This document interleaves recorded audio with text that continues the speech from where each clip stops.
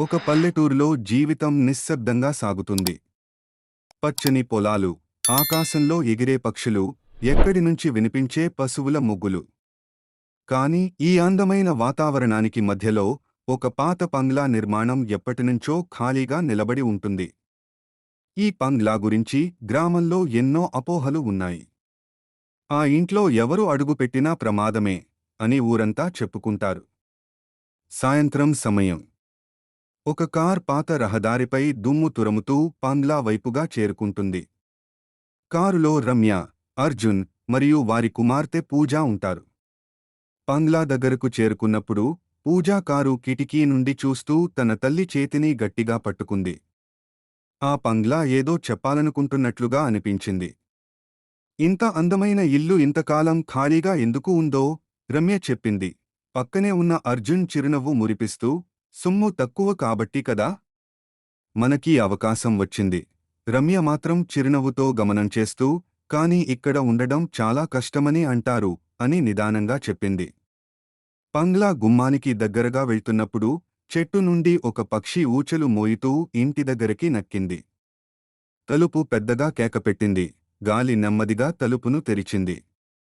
లోపల అడుగుపెట్టిన వెంటనే పాత ఫర్నిచర్, గోడలపై పగుళ్ళు, రద్దీగా ఉన్న గది చూడగానే పూజ నిశ్శబ్దంగా తల్లిని చూస్తూ, అమ్మా, ఇక్కడ ఏదో తెలియని అసహజంగా ఉంది అని అనుమానం వ్యక్తం చేసింది. రమ్య తన కుమార్తెను సముదాయిస్తూ, ఇది పాత ఇల్లు పూజ. ఇది మనకోసమే. ఇక్కడ మనం కొత్త జీవితాన్ని మొదలుపెట్టాలి అని నచ్చజెప్పింది. రాత్రి వేళ మొదలవుతుంది. పూజ తన గదిలో పుస్తకం చదువుతోంది. ఇంటి వెలుపల గాలితో చెట్లు ఊగుతూ, దూరంలో హోడ్లు అరుస్తున్న శబ్దాలు వినిపించాయి. ఆ సమయంలో గాలి ఒక్కసారిగా కిటికీని తెరిచింది. పూజ తన పుస్తకం వదిలి కిటికీ వైపు చూసింది. అక్కడ నుండి ఒక చిన్న గళం వినిపించింది. పూజ అనే ఆ శబ్దం నెమ్మదిగా వచ్చినా అది ఆందోళన కలిగించింది. పూజ భయంతో తల్లిదండ్రుల గదికి పరుగెత్తుకుంటూ వెళ్ళి, అమ్మా, నన్ను ఒక అక్కా పిలుస్తోంది అని చెప్పింది. రమ్య తన కుమార్తెను కౌగిలించుకుని, భయం వద్దు పూజా, అలాంటి శబ్దాలు ఎప్పుడైనా వస్తుంటాయి అని నచ్చజెప్పింది. కాని రమ్య ముఖంలో తక్కువగా కనిపించిన ఆందోళన ఆమె మనసులో మాత్రం ఎక్కువగా ఉంది. పూజ నిద్రపోయిన తర్వాత రమ్య అర్జున్తో మాట్లాడుతుంది. నిజంగా ఈ ఇల్లు సులభంగా ఉండగలమా అంది. అర్జున్ మాత్రం కొంచెం నడుము వంచి, రమ్య, నీకు తెలియదా, ఇలాంటి పాత అపోహలు ఎక్కడ ఉంటాయో. మనం ఈ ఇంటిని బాగుచేసుకుంటే బాగుంటుంది అని సమాధానమిచ్చాడు. అంతలో ఇంటి వెలుపల చిన్న చప్పట్లు మెల్లగా వినిపించాయి. అర్జున్ బయటికి వెళ్లి చూశాడు, కాని ఎవరూ లేరు. గాలి మళ్లీ ఊపిరి తీసినట్లు ఇంటి చుట్టూ చీకటి మరింత గట్టిగా కమ్ముకుంది. ఆ రాత్రి నిశ్శబ్దంగా ముగిసినట్లు కనిపించినా గోడల మధ్య చిన్న నీడ కదులుతున్నట్లు తేలింది. అది నిశ్శబ్దంగా, కాని స్పష్టంగా ఉండటంతో కథ మరింత చిక్కుగా మారుతోంది. ఈ పరిచయం పూజ మరియు రమ్య జీవితాలను పూర్తిగా మార్చబోయే రహస్యానికి దారితీస్తుంది. ఇంటి చుట్టూ రాత్రి వాతావరణం మరింత గట్టిగా మారుతుంది. చీకటి దట్టంగా కమ్ముకుంది. గాలి ఒక్కసారిగా ఊపిరి తీసినట్లుగా ఇంటి లోపల బల్లలు చప్పట్ల శబ్దాలు చేస్తున్నాయి. రమ్య ఒక్కసారిగా నిద్ర లేచింది. పక్కనే అర్జున్ నిద్రలోనే ఉన్నాడు. ఆమె ఆ శబ్దం ఎక్కడినుంచి వస్తోందో తెలుసుకోవడానికి చుట్టూ చూస్తుంది. పక్క గదిలోనుంచి పూజా గొంతు వినిపించింది. అక్కా, నన్ను భయపడొద్దని చెబుతోందమ్మా అని పూజ ఎవరోతో మాట్లాడుతున్నట్లుగా అనిపించింది. రమ్య కంగారుగా అక్కడికి పరుగెత్తింది. పూజ కిటికీ దగ్గర నిలబడి ఉంది. చీకటిలో చూస్తూ ఏదో చెప్పుకుంటోంది. పూజ, ఎవరితో మాట్లాడుతున్నావు అని రమ్య ప్రశ్నించింది. పూజ నెమ్మదిగా తల్లిని చూస్తూ, నన్ను చూసి నవ్వుతోంది అమ్మా. కాని ఆమె చెప్పిన మాటలు చాలా దారుణంగా ఉన్నాయి అని చెప్పింది. ఆ మాటలు విని రమ్య భయంతో తడబడింది. ఆమె పూజాను నిద్రకు పంపించి ఆ రాత్రంతా ప్రశాంతంగా ఉండలేకపోయింది. దినాలు గడుస్తున్న కొద్దీ పూజ మరింత విచిత్రంగా ప్రవర్తించడం మొదలుపెట్టింది. అర్ధరాత్రి తన గదిలో నిలుచుని ఎవరోతో మాట్లాడినట్లుగా కనిపించింది. ఒక్కసారిగా ఆమె నిద్రలో మాటల ద్వారా శాంతి అనే పేరును పలుకుతోంది. నన్ను ఆ రోజు చంపేశారు. నాకు న్యాయం కావాలి అని పూజా పలికిన మాటలు రమ్య మనసును గందరగోళానికి గురిచేశాయి. రమ్యకు పాత గదిలో కొన్ని విచిత్ర వస్తువులు కనిపించాయి. పూర్వపు వస్త్రాలు రక్తపు మరకలతో ఉండి, దాని పక్కనే ఒక పురాతన కత్తి ఉంది. ఆ వస్తువులను చూస్తూ రమ్య ఒక్కసారిగా చలించిపోయింది. ఇవి ఇక్కడ ఎక్కడి నుండి వచ్చాయి అని తలుచుకుంటూ ఆమె మరింత లోతుగా ఆ గదిని పరిశీలించింది. ఆ దినంలో రమ్య ఊరిలోని ఓ వృద్ధుడిని కలిసి ఈ ఇంటి చరిత్ర గురించి తెలుసుకుంది. వృద్ధుడు మెల్లగా శాంతి కథ చెప్పాడు. శాంతి ఓ అందమైన, అమాయకురాలైన యువతి. కాని ఊరి పెద్దలు ఆమెపై అబద్ధపు నిందలు వేసి రక్తచంద్రుని రాత్రి ఆమెను బలిగా సమర్పించారు. ఆమె మరణానికి ముందు ప్రతిజ్ఞ చేసింది, నా మరణానికి కారణమైన వాళ్ల ప్రతి ఒక్కరికీ శాపం ఉంటుంది. నా న్యాయం జరిగే వరకు నేను శాంతించను. ఈ కథ విన్న రమ్యకు శాంతి ఆత్మ ఎందుకు పూజా ద్వారా మాట్లాడుతోందో అర్థమైంది. కాని ఆమె ఏమి చేయాలో తెలియక ఇంటిలోని మరింత ఆధారాలను వెలికి తీయడం మొదలుపెట్టింది. పాత వస్త్రాలలో రమ్య మరింత దాచిన ఆధారాలను కనుగొంది. అందులో శాంతి పేరు ముద్రించబడిన పాత నోట్లు కూడా ఉన్నాయి.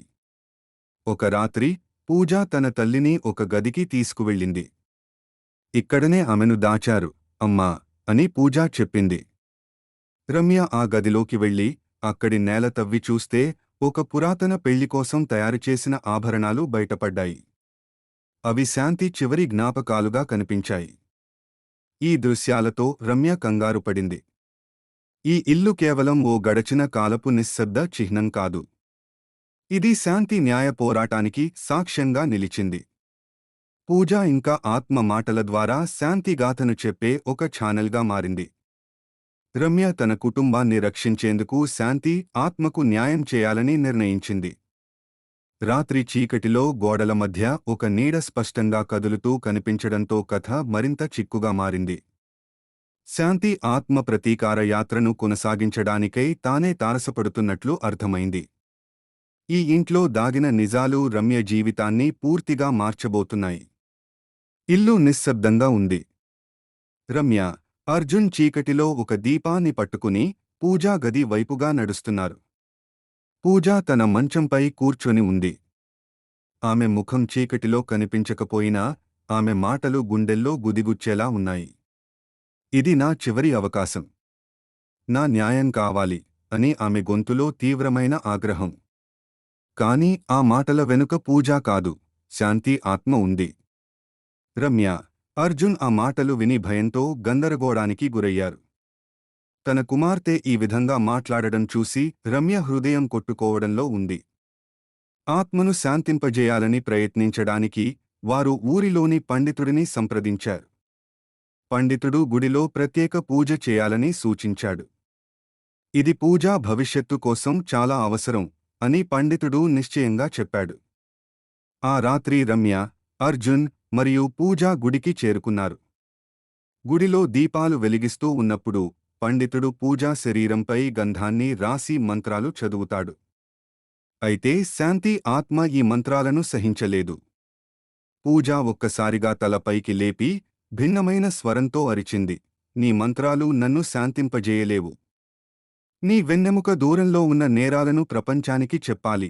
ఆ క్షణం పండితుడి ముఖం కలవరంతో నిండిపోయింది. అతని చెమటలు కారడం రమ్య దృష్టికి పడింది. రమ్యకు అనుమానం కలిగింది. నువ్వు ఎవరో తెలుసుకోవడం నా బాధ్యత అని ఆమె తనకు తానే ప్రతిజ్ఞ చేసింది. పండితుడు పూజా శరీరం నుండి వెలువడిన శాంతి ఆత్మ తట్టుకోలేకపోయాడు. అవును, నేను నిన్ను చంపించాను. ఊరి పెద్దలు నన్ను బలవంతం చేశారు, కాని నీ ఆత్మ నన్ను విడిచిపెట్టలేదు అని అతను చీకటిలో తన నిజాన్ని ఒప్పుకున్నాడు. శాంతి ఆత్మ పూజా శరీరంలో ఇంకా ఉండి ఆమె కళ్లలో మెరిసిన కాంతితో ప్రతీకారం తీర్చుకునే నడతను చూపించింది. నీ వల్ల నా ప్రాణం పోయింది. నా జీవితం నాశనమైంది. ఇప్పుడు నువ్వు నా ఆగ్రహానికి తట్టుకోలేవు అని శాంతి అరిచింది. ఆత్మ ఒక కాంతి వలయంలా మారి పండితుడి చుట్టూ కమ్మేసింది. అతను భయంతో తన జీవితం కోసం ప్రార్థిస్తూ భూమిపై కూర్చున్నాడు. రమ్య చివరిసారిగా శాంతిని నచ్చజేసింది. శాంతి, నీకు న్యాయం జరుగుతోంది. నీ ఆత్మ ప్రశాంతంగా ఉండాలి. మమ్మల్ని క్షమించు.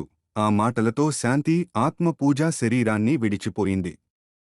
ఆ క్షణంలోనే ఆత్మ వెలుగుల రూపంలో ఆకాశంలోకి మాయమైంది.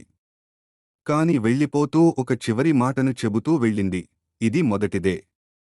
రక్తచంద్రుడు మళ్లీ వచ్చేవరకు నా ప్రయాణం కొనసాగుతుంది. ఆ సంఘటన తర్వాత రమ్య, అర్జున్ ఆ ఇంటి వద్దకు తిరిగి వెళ్లలేనని నిర్ణయించారు. వారు పూజా భద్రత కోసం ఆ ఇల్లును విడిచి వెళ్లారు. పూజ మళ్లీ సాధారణంగా ప్రవర్తించడం ప్రారంభించింది. కాని రమ్య మాత్రం ఈ అనుభవం మరచిపోలేని గుర్తుగా మిగిలింది. చివరి సన్నివేశంలో ఆకాశంలో రక్తచంద్రుడు మళ్లీ ఎర్రగా మెరుస్తూ కనిపిస్తాడు.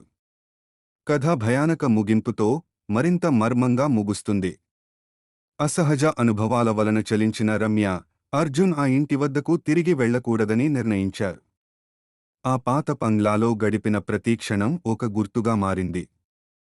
రమ్య తలలో ఆ అనుభవాలు ఎప్పటికీ పదిలంగా నిలిచిపోతాయని అర్థమైంది. ఇది మా జీవితం నుండి విడిచిపెట్టాల్సిన ఒక కాలం అని రమ్య అర్జున్తో నిశ్చయంగా చెప్పింది. పూజ ఇప్పుడిప్పుడే సాధారణ జీవితానికి మళ్లుతోంది. ఆత్మకథనాలు ముగిసిన తర్వాత పూజ నవ్వుతూ తన ఆటపాటల్లో పాల్గొనడం ప్రారంభించింది. అయితే రమ్య కళ్లలో ఆ పాత ఇంటి జ్ఞాపకాలు ఇంకా కదలాడుతున్నాయి. ఇంట్లోని మూలచీకటి, ఆత్మ మాటల భయం ఆమెను జీవితాంతం వెంటాడతాయని ఆమెకు తెలుసు. చివరి సన్నివేశంలో ఆకాశంలో రక్తచంద్రుడు మళ్లీ ఎర్రగా మెరుస్తూ కనిపిస్తాడు. ఆ చంద్రుడు వంక చూస్తూ రమ్యకు ఒక తెలియని భయం కలుగుతుంది. చంద్రుడు తన ఎర్రటి కాంతిని విస్తరించుకుంటూ ప్రపంచాన్ని మరో మర్మయాత్రకు సిద్ధం చేస్తున్నట్లుగా అనిపిస్తుంది. కథ నిశ్శబ్దంగా, కానీ భయానకంగా ముగుస్తుంది.